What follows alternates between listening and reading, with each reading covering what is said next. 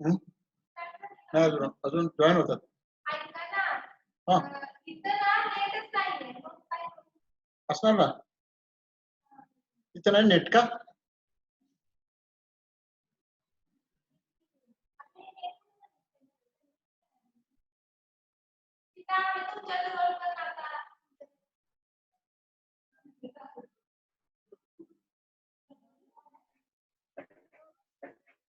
Hello Omkar,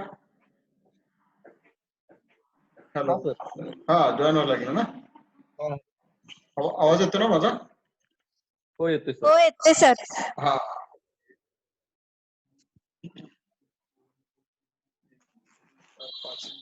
madam तिथं net आहे अजिबातच नाही का?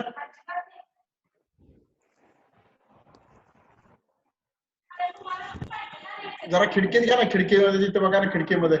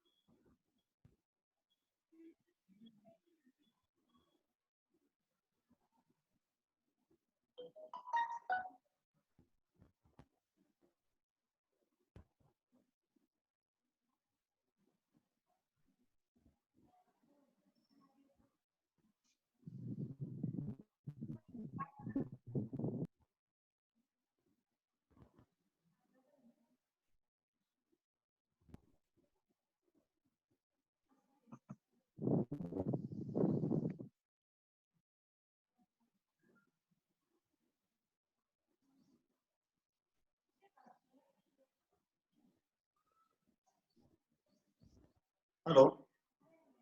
हा ओंकार. हाँ सर. हाँ शुरू करतो lecture.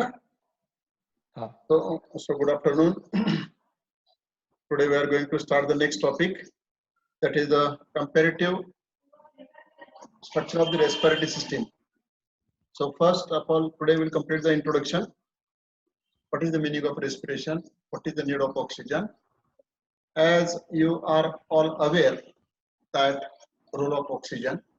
Oxygen, it is the very important gas that is required for every living organism for the oxidation of the food material on this universe.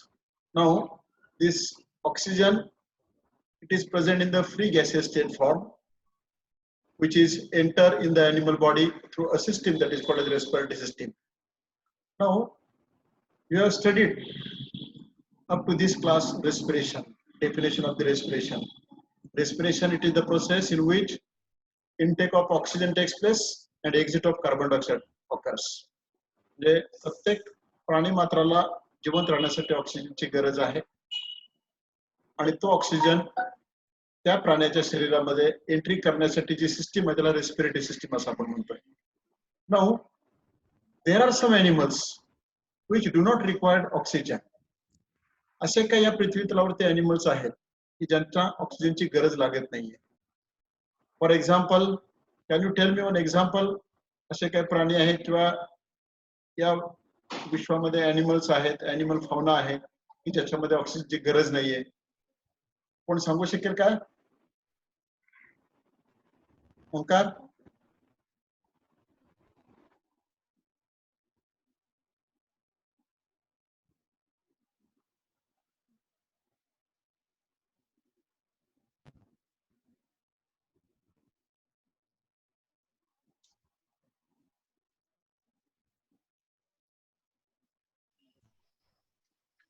Hello. Hello. हा सांगू शकेल का कोण? काही एनिमल्स प्राणी विश्वामध्ये असे आहेत की ज्यांना ऑक्सिजनची अजिबात गरज लागत नाही. There are two types of the respiration. One that is called as aerobic respiration, means respiration occurs with the help of oxygen. And anaerobic respiration means, what is the meaning of anaerobic respiration? Those animals which do not require oxygen molecules for the oxidation of the food material. असे काही या प्राणी विश्वामध्ये animals आहेत की ज्यांना ऑक्सिजनची अजिबात गरज लागत नाही, त्यांना आपण अनएरोबिक रेस्पिरेटरी ऑर्गॅनिझम्स असं म्हणतो. there are number of bacteria which do not require oxygen. वेगवेगळ्या पद्धतीचे bacteria. There are number of protozoan animals. काही protozoan animals असे आहेत की जे they deeply present inside the animal body, intestine of the animal body. They show anaerobic respiration. असे काही animals आपल्या शरीरामध्ये आहेत की जे एंडोपॅरासिटिक म्हणून राहतात, परंतु ते राहत असताना त्यांना ऑक्सिजनची गरज लागत नाही. They do not require oxygen molecule, but they require carbon dioxide molecule for the production of the energy. म्हणजे प्रत्येक ॲनिमलला ऊर्जा निर्मितीसाठी, एनर्जी प्रोडक्शनसाठी, एटीपी सिंथेसिससाठी ऑक्सिजन हा गरजेचा आहे. आता this is the basic need of oxygen. म्हणजे प्रत्येक प्राणी मात्रासाठी ही ऑक्सिजनची अत्यंत महत्वाची गरज आहे. Now that oxygen molecule, how it enters in the body of the animal, the way by which entry of the oxygen molecule takes place, जे एक मेथड आहे की ज्या मेथडच्या माध्यमातून हा ऑक्सिजन मोलेक्यूल बॉडीमध्ये एंट्री करतोय त्याला आपण इन्स्पिरेशन म्हणतो. See, when that oxygen molecule enter in the animal body, there is a one way by which that oxygen molecule enters in the preliminary level of the liquid.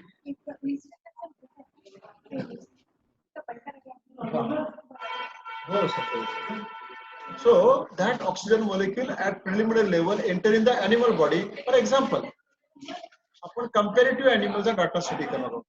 There are some protozoan animals. Protozoan animals आहेत. ते protozoan animals कसे respiration करतील तर त्याच्यामध्ये aquatic respiration महत्वाचं आहे. म्हणजे दोन प्रकारचे respiration प्रामुख्याने तुम्हाला दिसेल. एक म्हणजे aquatic respiration आणि दुसरं म्हणजे terrestrial respiration. Aquatic respiration means water contain or that aquatic medium contain oxygen molecules. That oxygen molecules they enter in the animal body. First thing, aquatic respiration मध्ये काय होईल की पाण्यामध्ये ऑक्सिजन असेल किंवा त्या aquatic medium मध्ये ऑक्सिजन असेल, तो ऑक्सिजन नंतर त्या animalच्या बॉडीमध्ये enter. For example amoeba animal body it is made up of animalच्या बॉडीला तुम्ही बाहेरून स्ट्रक्चर आपण बघितलं असेल, त्याच्यामध्ये काय प्रेझेंट आहे?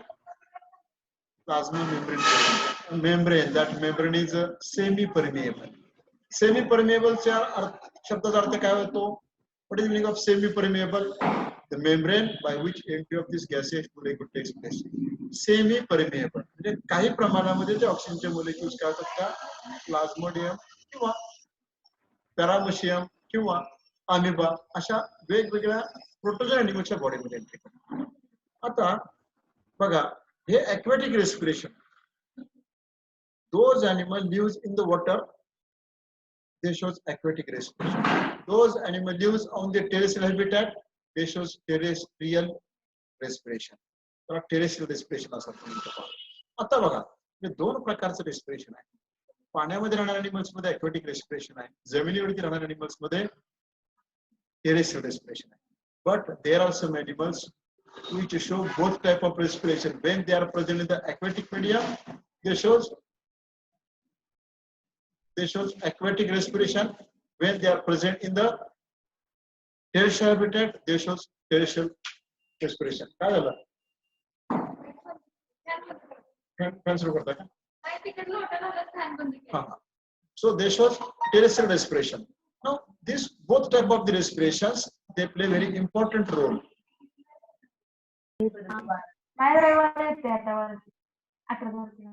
सर कुठे आहेत सर?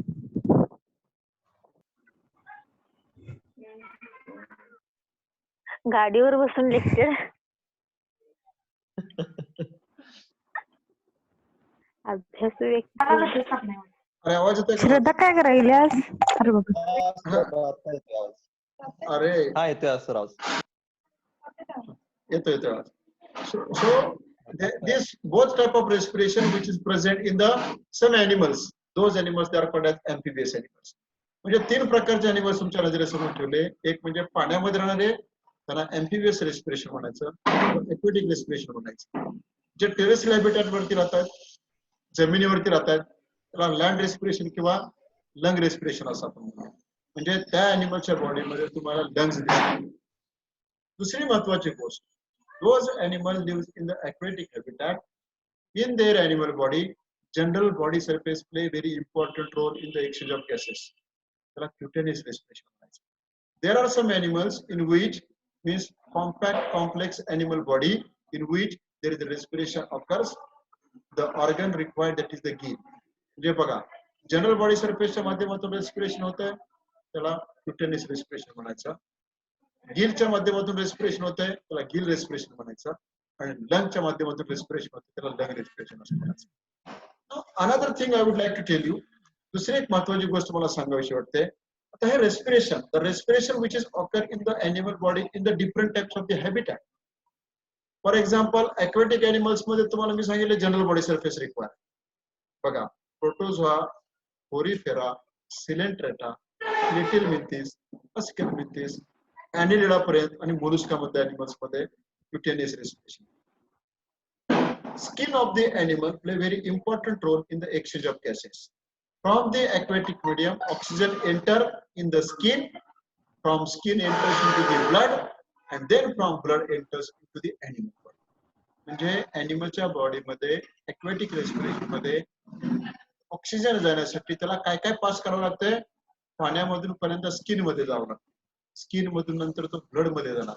ब्लड मधून तो कॅरी करून नंतर तो सेल लेवलला जाणार आणि मग सेलला तो ऑक्सिजन पोच केला जाणार की जिथं त्याची requirement. At the cellular level, we have studied in the first year BSc class that oxygen molecule enter in the plasma. जे सायटोप्लाझम मध्ये जो प्लाझ्मा आहे त्याच्यामध्ये तो एंट्री करतो. In the cytoplasm, that oxygen play very important role in the oxidation of glucose, oxidation of amino acid, oxidation of free fatty acid. म्हणजे प्रत्येक मोलेक्युलचं तो काय करतोय ऑक्सिडेशन करतो. During the way of oxidation there is a formation of ATP. म्हणजे हे ऑक्सिजनचा role cellular लेवलला एटीपी तयार करण्यासाठी आहे. आता आपण कंपॅरेटिव्ह डाटा रेस्पिरेटरी सिस्टीमचा बघतोय. Now there are two ways of respiration. दोन प्रकार आहेत रेस्पिरेशनचे पहा. एक म्हणजे एक्सटर्नल रेस्पिरेशन आणि दुसरं म्हणजे इंटरनल रेस्पिरेशन. बघा रेस्पिरेटरी ऑर्गन्स वरून तीन प्रकारचे रेस्पिरेशन आहे.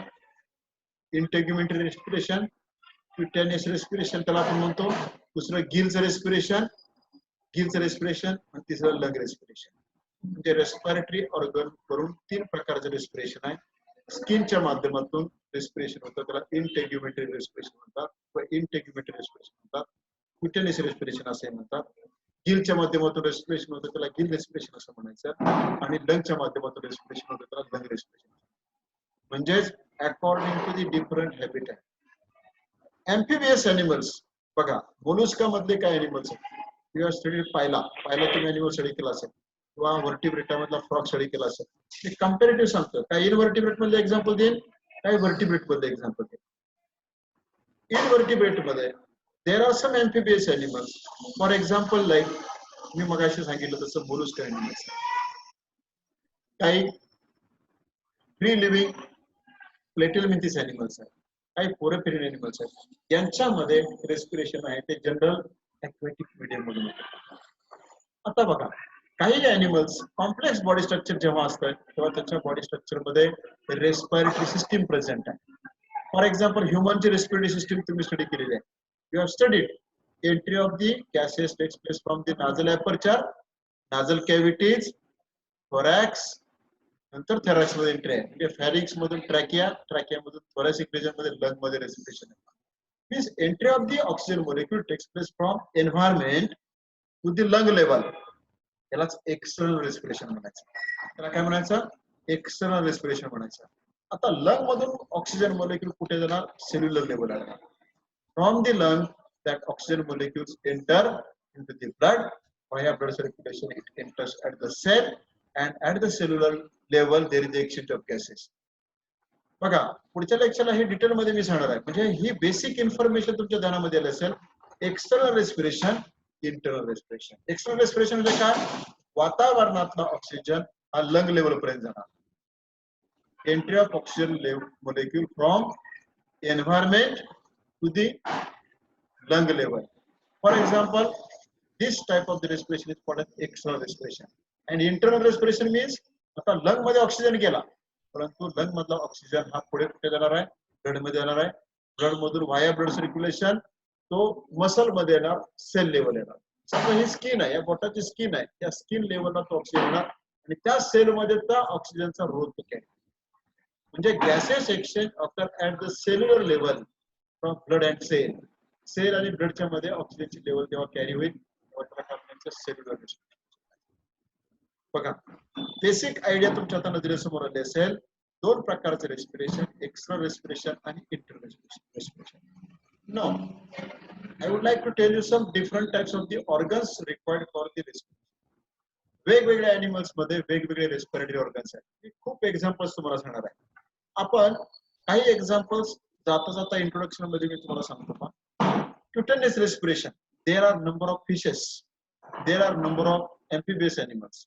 बघा, फिशेस आणि एम्फिबियस एनिमल्स आपण कंपॅरेटिव्ह डाटा स्टडी करत असताना मी पाठ्यामध्ये तुम्हाला सांगितलंय. Pisces, amphibious animals, reptiles, birds आणि मॅमल्स. 5 प्रकारच्या एनिमल्स मध्ये 5 क्लासेस मध्ये आपण कंपॅरेटिव्ह व्हर्टिब्रेटची स्टडी करणार आहोत. तर 5 प्रकारच्या एनिमल्स मध्ये फिशेस मधलं रेस्पिरेशन आहे ते ॲक्वॅटिक रेस्पिरेशन आहे. एम्फिबियस एनिमल्स आहेत त्याच्यामध्ये एम्फिबियस म्हणजे 2 प्रकारचं रेस्पिरेशन आहे. जेव्हा ते प्राणी पाण्यामध्ये असतात तेव्हा ॲक्वॅटिक रेस्पिरेशन, जेव्हा ते प्राणी टेरेस्ट्रियल हॅबिटॅट मध्ये येतात तेव्हा लंग रेस्पिरेशन. म्हणून त्याला एम्फिबायस रेस्पिरेशन म्हटलं जातं. Both type of respiration is carried out by this animal body. दोन्ही प्रकारचं रेस्पिरेशन त्या एनिमलच्या बॉडीमध्ये कॅरी केलं जातं. हे रेस्पिरेशन हे अत्यंत महत्वाचं आहे. म्हणजे when animal present in the aquatic habitat, that animal shows aquatic respiration. When animal present in the terrestrial habitat, that animal shows lung respiration. But there are some fishes. असे काही फिशेस आहेत तुम्ही बघितलं असेल पाण्यामध्ये असतात तेव्हा रेस्पिरेशन गिलच्या माध्यमातून होत आहे. तुम्ही सगळेजण मासे खात असाल, गिल्स तुम्हाला माहिती आहेत. 2 प्रकारचे गिल्स ॲक्वॅटिक एनिमल्स मध्ये आहेत. फॉर एक्झाम्पल, आवाज येत नाही? हॅलो हॅलो, आवाज कट होतोय का? हॅलो, होय सर. हा हा, आता येतोय. हा, म्हणजे फिशेस मध्ये 2 प्रकारचे रेस्पिरेशन आहेत. तुम्ही असे काही फिशेस बघितले असतील. तुम्ही एल फिश बघितलं असेल. एल म्हणजे मराठीमध्ये आपण त्याला वाम म्हणतो. वाम सापासारखी बॉडी आहे, परंतु त्याची जर टेल जर बघितली तर टेल मधून रेस्पिरेशन आहे. आता बघा, टेलफिन मध्ये रेस्पिरेशन आहे, टेलच्या माध्यमातून रेस्पिरेशन आहे. कारण टेल मध्ये असणारी जी स्किन आहे ती स्किन त्या अॅनिमलला एक्सचेंज ऑफ गॅसेससाठी मदत करते. देर आर सम एनिमल्स, असे काही एनिमल्स आहेत की म्हणजे टेलच्या माध्यमातून रेस्पिरेशन आहे. बघा, अॅनिमल फिश मध्ये मोडतो, पाण्यामध्ये असेल तेव्हा गिलच्या माध्यमातून रेस्पिरेशन करायचं आणि बाहेर आल्यानंतर क्युटेनियस रेस्पिरेशन. बघा, आता तुम्हाला थोडंसं कॉम्प्लिकेटेड वाटतं. एम्फिबियस एनिमल्स मध्ये कसं रेस्पिरेशन आहे? When amphibious animal, frog or toad animal present in the aquatic habitat, aquatic habitat मध्ये जेव्हा तो असेल तेव्हा स्किन मधून रेस्पिरेशन आहे. परंतु तोच एनिमल बाहेर जमिनीवर आला की लंगच्या माध्यमातून. पहिला फरक लक्षात घ्या. टेरेस्ट्रियल एम्फिबियस एनिमल मधलं 2 प्रकारचे रेस्पिरेशन, टेरेस्ट्रियल रेस्पिरेशन आणि aquatic रेस्पिरेशन. आता फिशचं उदाहरण वेगळं आहे. In the fishes, there are many fishes which shows mostly main respiratory organ is the gill. जे सगळ्या प्रकारच्या फिशेस तुम्ही जर बघितलं तर त्याच्यामध्ये गिल्स आहेत. आता हे गिल्स 2 प्रकारचे असतात. तुम्ही स्ट्रक्चर बघितलं असेल. एक म्हणजे फिलिफॉर्म गिल आणि दुसरा म्हणजे लॅमेलिफॉर्म गिल. हे नंतर तुम्हाला मी डिटेल सांगणार होता. गोड्या पाण्यामध्ये राहणारे एनिमल्स आहेत आणि खाऱ्या पाण्यामध्ये राहणारे फिशेस आहेत. 2 प्रकारचे फिशेस तुमच्या नजरेसमोर येतात. गोड्या पाण्यामध्ये राहणारे एनिमल्स आहेत. फॉर एक्झाम्पल लेबिओ फिश बघितला असेल, कटला बघितला असेल, रोहू बघितला असेल, ब्रिगल बघितला असेल किंवा कार्प फिशेस बघितले असेल, ग्रास कार्प बघितले असेल. या एनिमल्स मध्ये गिलचं स्ट्रक्चर आहे थोडस वेगळं आहे. का वेगळं आहे? कारण त्याच्यामध्ये गिल हा फिलिफॉर्म गिल आहे, फिलामेंटस गिल प्रेझेंट आहे. बघा, फिलामेंटस गिल प्रेझेंट आहे. पण कार्टिलेजिनस एनिमल्स आहेत की जे प्राणी हे खाऱ्या पाण्यामध्ये राहतात. Those animal lives in the sea water, marine water. In the marine water habitat, they have to tolerate large amount of salt. खाऱ्या पाण्यामध्ये सॉल्टी कंटेंट जास्त आहे आणि त्याच्यातून रेस्पिरेशन करायचं आहे. मग तिथं ॲक्वॅटिक मीडियमचा रोल अत्यंत महत्वाचा आहे. तिथं गिल्स हे वेगळे आहेत. बघा, तिथं लॅमिलिफॉर्म गिल्स आहेत. बघा, फिलिफॉर्म गिल्स, लॅमिलिफॉर्म गिल्स. एक पक्का आज लक्षात ठेवा, फिशेस मध्ये दोन प्रकारचे रेस्पिरेशन आहे. त्यासाठी दोन रेस्पिरेटरी ऑर्गन्स आहेत. एक म्हणजे इंटेग्युमेंट आहे आणि दुसरं म्हणजे गिल्स आहे. गिल पण दोन प्रकारचे आहेत. गिल पण दोन प्रकारचे कुठले? गोड्या पाण्यामध्ये राहणारे ॲक्वेटिक फ्रेश वॉटर बॉडीमध्ये राहणारे ते, त्याच्यामध्ये फिलिफॉर्म रेस्पिरेशन आहे. आणि खाऱ्या पाण्यामध्ये म्हणजे मराइन वॉटर हॅबिटॅट मध्ये राहणारे एनिमल्स आहेत, त्याच्यामध्ये लॅमिलिफॉर्म. आता फिलामेंटस आणि लॅमिलिफॉर्म गिल म्हणजे लॅमिला असणारे गिल्स म्हणजे काय हे आपण नंतर स्टडी करूया. फक्त इंट्रोडक्शन मध्ये एवढं काय ध्यानात घ्या. आता फिश मध्ये तीन प्रकारचे रेस्पिरेशन आहे. एक filiform gill respiration, लॅमिलिफॉर्म gill respiration आणि इंटेग्युमेंट रेस्पिरेशन. इथपर्यंत तुमच्या लक्षामध्ये आलं असेल की रेस्पिरेशनचा रोल कसा आहे. म्हणजे एव्हरी एनिमल रिक्वायर ऑक्सिजन. आता दुसरं एक महत्वाचं सांगायचं. Now what happen when there is a metabolic activity occur at the cellular level, there are number of biochemical processes involved. बघा, सेल्युलर लेवलला जेव्हा रेस्पिरेशन चालू असतंय, म्हणजे सेलचं रेस्पिरेशन चालू असतं, तेव्हा काय करताय? सेल लेवलला ऑक्सिजन प्रत्येक अॅनिमलच्या बॉडीमध्ये बेसिक हे लक्षात ठेवा. परीक्षेमध्ये पण तुम्हाला एमपीएससी ला पण प्रश्न विचारतील. असे काही अॅनिमल्स विश्वामध्ये आहेत की ज्याच्यामध्ये ऑक्सिजनच्या ऐवजी ऊर्जा निर्मितीसाठी कुठला कशा पद्धतीचं रेस्पिरेशन आहे. UPSC ला विचारलेला प्रश्न होता, tell me the animal which do not require oxygen. बघा, प्राणीशास्त्र विषयातून बीएससी झाल्यानंतर त्या विद्यार्थ्याला एमपीएससी मध्ये असाही प्रश्न विचारला जातो. एमपीएससी बरोबर युपीएससी मध्ये पण असा प्रश्न विचारला जातो, tell me the name of animal in which that animal do not require oxygen for living in their natural habitat. नैसर्गिक अधिवासामध्ये राहत असताना असे काही प्राणी की ज्याच्यामध्ये ऑक्सिजन लागेल. तेव्हा लक्षात ठेवा विद्यार्थी मित्र हो, अनएरोबिक रेस्पिरेशन हा शब्द महत्वाचा आहे. अनएरोबिक रेस्पिरेशन म्हणजे काय? In absence of oxygen those animal lives in the their natural habit. तिथं कार्बन डायऑक्साईडचा महत्वाचा रोल आहे. आता बघा, म्हणजे जिथं कार्बन डायऑक्साईड घेऊन ऊर्जा निर्मिती केली जाते त्याच्यामध्ये ऑक्सिजन निर्माण होते. आणि दुसऱ्या प्रकारचे अॅनिमल्स आहेत, those animals which require oxygen molecules for the respiration, they produces carbon dioxide. तुम्ही बायोकेमिस्ट्री मध्ये SYBSE पर्यंत किंवा बायोला स्टडी केला असेल का? when that oxygen is used for the ATP synthesis during the oxidation of food material, glycolysis, Krebs cycle या वेगवेगळ्या मेथडच्या माध्यमातून ATP ची निर्मिती होते. जेव्हा ग्लुकोज कमी पडेल तेव्हा हे सगळं बाजूला सरकलं जातं, अमोनिया ऍसिड पासून ATP ची निर्मिती होते. जेव्हा अमोनिया ऍसिड आणि ग्लुकोज नसेल तेव्हा बॉडीमध्ये इन्स्टंट एनर्जी म्हणून फ्री फॅटी ऍसिड्स आहेत, त्याच्यापासून एनर्जी निर्मिती केली जाते. बघा, हे इंट्रोडक्शन मध्ये मी वेगळं का सांगतोय तुमच्या लक्षामध्ये थोडीशी उजळणी यावी म्हणून. हा ऑक्सिजन सेल्युलर लेवलला गेला की सेल्युलर लेवलला पहिल्यांदा ग्लुकोज मॉलिक्यूल संपून टाकतो, नंतर फ्री फॅटी ऍसिड संपून टाकतो, नंतर अमोनिया ऍसिड संपून टाकतो. म्हणजे त्या प्राण्याला जर खाद्य खाता आलं नाही, ग्लुकोज मिळालं नाही, अमोनिया ऍसिड मिळालं नाही, फ्री फॅटी ऍसिड मिळालं नाही, तर त्या अॅनिमलच्या बॉडीमध्ये ऊर्जा निर्मितीसाठी बाकीचे बॉडी ऑर्गन्सचा पण रोल महत्वाचा आहे. हे सगळे बॉडी ऑर्गन्स हे कशा पद्धतीने काम करतात? There is a antagonistic mechanism. Antagonistic mechanism. आता बघा, म्हणजे जिथं ऑक्सिजन वापरला जातो तिथं बाय प्रोडक्ट कोणते आहेत? दोन बाय प्रोडक्ट आहेत. बघा, मेन प्रोडक्ट ATP, दुसरे दोन बाय प्रोडक्ट म्हणजे एक बाय प्रोडक्ट आहे कार्बन डायऑक्साईड आणि दुसरा आहे वॉटर मध्ये. आता एक उदाहरण सांगतो. तुम्ही साखर कारखाना बघितला असेल. साखर कारखान्यामध्ये काय होतं? कच्चा माल वापरला जातो ऊस. ऊसापासून मेन प्रोडक्ट काय केला जातो? साखर तयार केली जाते. Sugar is the main product, but beside this in the sugar factory there are other products, they are also produced. आता हे प्रोडक्ट आहे ते काही वेस्ट प्रोडक्ट असतात. तुम्ही मळी म्हणतात, ती मळी वेस्ट प्रोडक्ट आहे बघा. पण मळीपासून पण अल्कोहोल तयार केलं जातं. अल्कोहोल तयार केलं जातं. अल्कोहोल हा सुद्धा दुसरा मेन प्रोडक्ट आहे. That is the sub product of the sugar industry.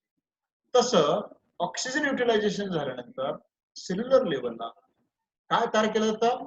पहिला प्रोडक्ट ATP लक्षात ठेवायचा, ऍडेनोसिन ट्रायफॉस्फेट मध्ये.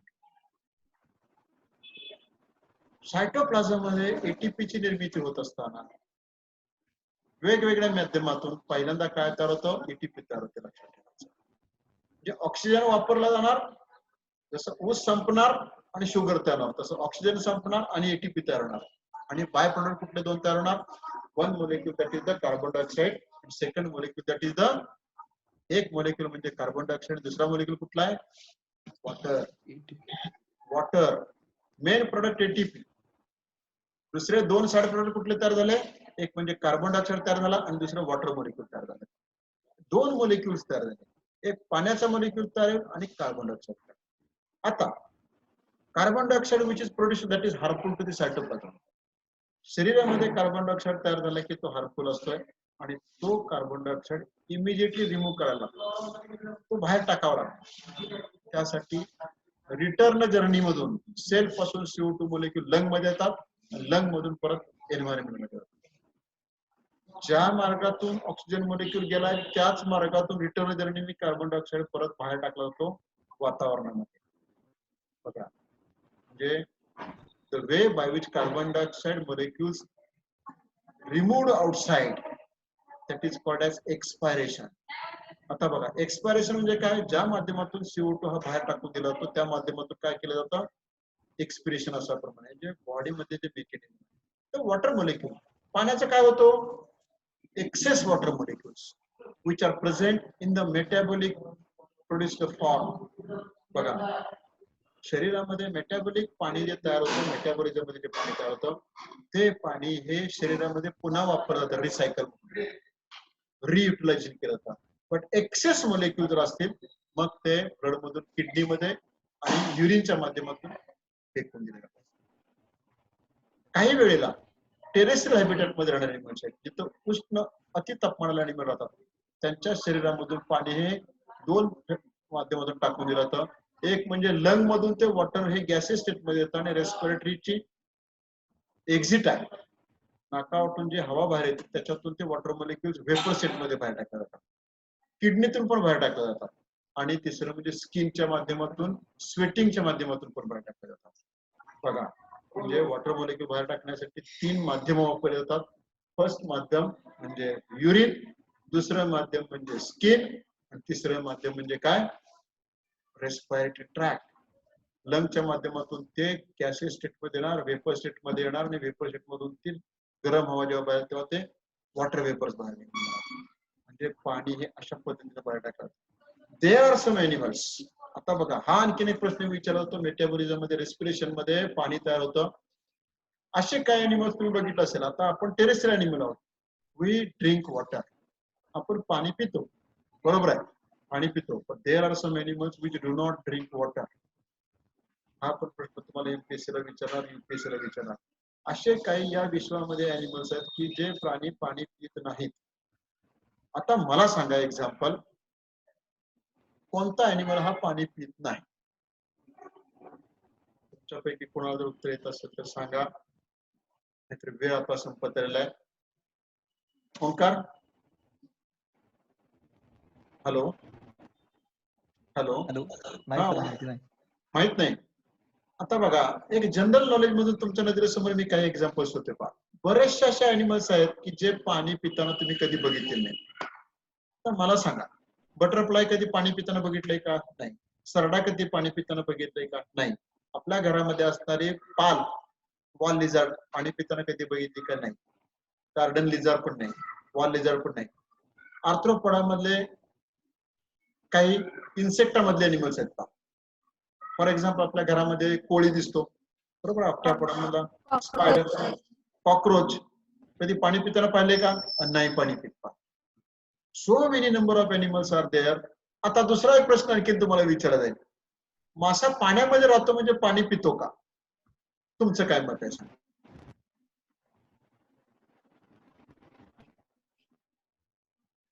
मासा पाण्यात हा पितच ना सर. आता एक महत्वाचं तुम्हाला मेकॅनिझम सांगतो, जे मगाशी सुरुवातीला मी सांगितलं, सेमी परमेबल मेम्ब्रेन.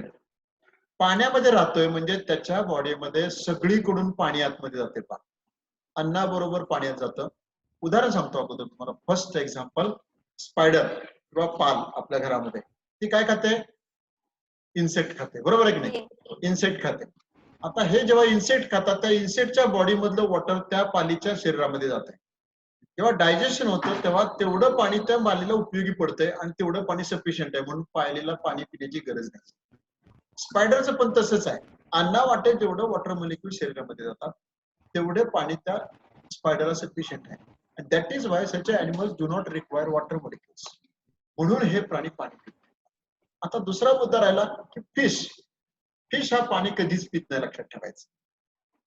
त्याचं कारण काय? Why? There is a mechanism of osmosis, movement of molecule, water molecule from higher concentration to lower concentration. पाण्यात राहत असल्यामुळं बाहेर वॉटर मोलेक्युल जास्त आहेत, शरीरामध्ये कमी पडले तर जनरल बॉडी सरफेस मधून पण ते वॉटर मॉलिक्युल्स काय करतात? त्या एनिमलच्या बॉडीमध्ये एंट्री करतात. जनरल बॉडी सरफेस मधून गिल मधून एंट्री करतात. गिल जेव्हा ऑक्सिजन मॉलिक्युल्स एंट्री होतात त्याचबरोबर वॉटर मॉलिक्युल पण एंट्री करतात. आणि त्याचबरोबर फूड मटेरियल विच डायजेस्ट, जसं स्पायडर फूड वरती जगतोय तसं मासा पण कुठल्या तरी फूड वरती जगतोय, त्या अन्नाबरोबर त्या पाणी आतमध्ये जातं.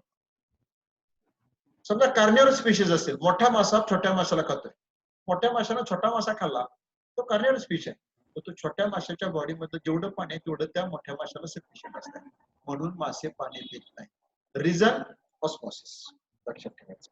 ऑस्मोसिस म्हणजे काय? Movement of the water molecules from higher concentration to lower concentration. त्यालाच तुम्ही काय म्हणता? Passive transmission, transport, passive transport असं म्हणतात. म्हणजे काही प्राणी पाण्यामध्ये राहतात परंतु त्यांना पाणी पिण्याची गरजच भासत नाही. का गरज भासत नाही? हो, वातावरणामध्ये पाण्यामध्ये राहतात तर वातावरणातले वॉटर मॉलिक्युल्स, फ्री रॅडिकल्स हे शरीरामध्ये एंट्री करत असतात. का? There is a mechanism of osmosis, movement of water molecule, high concentration of water molecules to lower concentration. अशा पद्धतीने हे प्राणी. दुसरी एक महत्वाची गोष्ट तुम्हाला जाता जाता सांगतो बघा. तुम्ही आता बऱ्याच वेळा रेस्पिरेटरी सिस्टीम 12वी पर्यंत स्टडी केलेली आहे का? आता ह्या रेस्पिरेटरी सिस्टीम मध्ये the organ responsible for exchange of gases त्याला रेस्पिरेटरी ऑर्गन म्हणायचं. म्हणजे वातावरणातून पहिला ऑक्सिजन मॉलिक्यूल जिथे एंट्री करतोय that entry point, that is the respiratory organ. Entry point म्हणतोय. फॉर एक्झाम्पल ह्युमन बॉडी मध्ये एंट्री पॉइंट कुठे येईल? लंग्स आहे. फिशेस मध्ये काय? गिल आणि स्किन आहे. एम्फिबियस एनिमल मध्ये काय? गिल्स आहेत, लंग्स आहेत. काही एम्फिबियस एनिमल मध्ये गिल्स आहेत, काही एम्फिबियस एनिमल्स मध्ये लंग्स आहेत आणि स्किन आहे. तर अशा पद्धतीने हे रेस्पिरेशन चालू असतात. आणि दुसरी एक महत्वाची गोष्ट मला सांगायची आहे, हे गिल्स दोन प्रकारचे असतात. एक्सटर्नल गिल आणि इंटरनल गिल. बघा, एक्सटर्नल गिल म्हणजे काय? शरीराच्या बाहेरच्या अंगावरती बाहेर असणारे गिल्स, त्याला एक्सटर्नल गिल्स म्हणायचं. आणि इंटरनल गिल्स म्हणजे काय? those animals in which gills are present internally but their opening is present with the help of the branchial aperture or gill aperture. अशा प्राण्यांच्या मध्ये गिल एपर्चर किंवा ब्रँकियल एपर्चर असतात. आता माशामध्ये तुम्ही जे गिल बघताय ते इंटरनल गिल्स आहेत, परंतु एखादं बेडकाचं पिल्लू बघितलं असेल तुम्ही, tadpole larva, in the tadpole larva there is a external gill present. Tadpole larva मध्ये कसा गिल आहे? एक्सटर्नल गिल प्रेझेंट आहे. That external gill play very important role in the intake of oxygen molecule. Similarly, internal gill also present in the some amphibious animals. असे काही animals आहेत की ज्या animals मध्ये लार्वल स्टेज मध्ये तुम्हाला गिल दिसतील, ऍडल्ट स्टेज मध्ये लंग दिसेल. बघा, म्हणजे जसं एनिमल त्याचं हॅबिटॅट चेंज करतो तसं त्याचं रेस्पिरेटरी ऑर्गन पण चेंज होतं. हे पण कंपॅरेटिव्ह डाटामध्ये समजून घेणं खूप गरजेचं आहे. म्हणजे जर पाण्यामध्ये एनिमल असेल आणि डेव्हलपमेंट लार्वल स्टेज, पाण्यामधून नंतर तो जमिनीवरती आली ऍडल्ट स्टेज, तर तो ऍडल्ट स्टेज काय करतो? ऍडल्ट स्टेज मध्ये लंग रेस्पिरेशन. जेव्हा पाण्यामध्ये असेल तेव्हा गिल रेस्पिरेशन. खूप उदाहरणं सांगतो तुम्हाला. उदाहरणार्थ फ्रॉग आणि टोडचं अतिशय चांगलं एक्झाम्पल आहे. फ्रॉग आणि टोडचे लार्वल स्टेज आहे, त्याला आपण टॅडपोल लार्वा म्हणतो. हा टॅडपोल लार्वा जेव्हा पाण्यामध्ये असतोय तेव्हा एक्सटर्नल गिल स्टेज एक आहे आणि इंटरनल गिल स्टेज आहे. आता किती गमतीशीर आहे बघा उदाहरण. म्हणजे त्या टॅडपोल लार्वामध्ये प्राथमिक स्टेज, पहिल्या स्टेज मध्ये एक्सटर्नल गिल्स प्रेझेंट आहेत, नंतर ते गिल्स नाहीश होतात मेटामॉर्फोसिस मध्ये आणि इंटरनल गिल्स. आणि नंतर तो त्या हॅबिटॅट मधून जेव्हा जमिनीवरती येतो तेव्हा हे गिल्स निघून जातात आणि लंग्स तयार होतात. बघा तुम्हाला किती गमतीशीर उदाहरण दिलंय. फ्रॉगचं प्राथमिक स्टेजला टॅडपोल लार्वामध्ये एक्सटर्नल गिल्स आहेत. जशी वाढ होईल तसे एक्सटर्नल गिल्स नाहीसे होतात आणि नंतर त्या अॅनिमलच्या बॉडीमध्ये इंटरनल गिल्स तयार होतात आणि नंतर त्या अॅनिमलला जेव्हा पाण्यातून बाहेर येईल टेरेस्ट्रियल हॅबिटॅट मध्ये तेव्हा लंग्स कम्प्लीट होतात. म्हणजे काही ऑर्गन्स हे नाहीसे होतात, काही ऑर्गन्स हे नवीन निर्माण होतात. अशा पद्धतीचं हे रेस्पिरेशन एम्फिबियस अॅनिमल्स मध्ये खूप कॉम्प्लिकेटेड आणि क्लिष्ट टाईप आहे. External gill respiration, internal gill respiration आणि नंतर लंग रेस्पिरेशन. तर अशा पद्धतीची ही फक्त इंट्रोडक्शन आहे. बेसिक रोल ऑफ ऑक्सिजन म्हटलं की तुमच्या नजरेसमोर आलं पाहिजे oxidation of food material for ATP synthesis. पहिला प्रश्न. Role, what is role of oxygen? Oxygen is useful for oxidation of food material for ATP synthesis. दुसरं मी तुम्हाला उदाहरण सांगितली की पाणी न पिणारे, ऑक्सिजन न घेणारे एनिमल्स अनएरोबिक रेस्पिरेशन म्हणायचं. वेगवेगळ्या प्रकारच्या बॅक्टेरिया, वेगवेगळ्या प्रकारचे अॅनिमल्स आहेत, एंडोपॅरासिटिक अॅनिमल्स आहेत, याच्यामध्ये कार्बन डायऑक्साईडच्या माध्यमातून रेस्पिरेशन आहे, ऑक्सिजन वापरतच नाहीत ते. अलग लक्षामध्ये. आणि तिसरा महत्वाचा आणखी काय तर ह्या रेस्पिरेटरी सिस्टीम मध्ये वेस्ट प्रोडक्ट नुसार पाण्याचा पण महत्वाचा रोल आहे. अशा पद्धतीने हे रेस्पिरेशन होतात. आता व्हर्टिब्रेट अॅनिमल जर बघितले आपण व्हर्टिब्रेट मध्ये बघा रेप्टाइल्स, बर्ड्स आणि मॅमल्स हे तीन महत्वाचे बघा. ज्याच्यामध्ये हिमोग्लोबिनच्या माध्यमातून हा ऑक्सिजन कॅरी केला जातो. म्हणून ब्लड मध्ये हिमोग्लोबिनची लेवल हे अत्यंत महत्वाचं असतं, लक्षात ठेवा. तुम्ही आता कोविड मध्ये म्हणतात की ऑक्सिजनची लेवल कमी येतं कामा नये. Partial pressure of oxygen, dissolve oxygen level in the blood, ती लेवल ही 98 पासून खाली येतं कामा नये. 85च्या खाली आला की व्हेंटिलेटर लावा म्हणतात डॉक्टर. बरोबर आहे की नाही? म्हणजे ऑक्सिजन किती महत्वाचा आहे. शरीरामधला ऑक्सिजन कमी होत चालला म्हटलं की काय होणार आहे, त्या शरीरामध्ये एटीपी कमी पडणार आहे आणि एटीपी कमी पडलं की मग डेथ होण्याची शक्यता आहे. आणि म्हणून ऑक्सिजन हा कॅरी करण्यासाठी हिमोग्लोबिनचा रोल महत्वाचा आहे, आरबीसीचा रोल महत्वाचा आहे बघा. आणि त्याचबरोबर लंग्सचा पण रोल महत्वाचा आहे. एक्सचेंज ऑफ गॅसेस अलग लक्षामध्ये. आपण इथं थांबूया, आपला टाइम संपत आलेला आहे. पुढच्या लेक्चरला मी एक एक रेस्पिरेटरी ऑर्गन तुम्हाला मी समजून सांगणार आहे. समजलं का तुम्हाला? हो सर. आता हे सगळं बेसिक आहे. आता फक्त ही इंट्रोडक्शन तुमच्या समोर मी मांडलेलं आहे. कशा पद्धतीचं रेस्पिरेशन होतं आणि कुठल्या माध्यमातून कशा पद्धतीनं ऑक्सिजन बरोबर कार्बन डायऑक्साईड. तर हे सगळ्या नोट्स तुम्हाला नंतर सर्क्युलेशन वाचण्यात आले येतील तुमच्या. आणि मग कंपॅरेटिव्ह डाटा परीक्षेमध्ये कसा मांडायचा ते डिटेल मध्ये नोट्स एकदम देणार. नाही, तुम्हाला पहिल्या नोट्स मी तुम्हाला सर्क्युलेशन आता ठेवतोय अलग लक्षामध्ये. इंटेग्युमेंटच्या सगळ्या नोट्स तुम्हाला मी आता सर्क्युलेशनला टाकतोय, गुगल वरती टाकून देतोय नोट्स. हा, फक्त तुम्हाला हाताखालून घालवताना काय मुद्दे विचार द्यायचे असतील ते तुम्हाला मी नंतर सांगतो. आणि तुम्ही ह्या नोट्स हाताखालून घालवायला पाहिजे म्हणजे लिहून काढल्या पाहिजे, का लक्षामध्ये.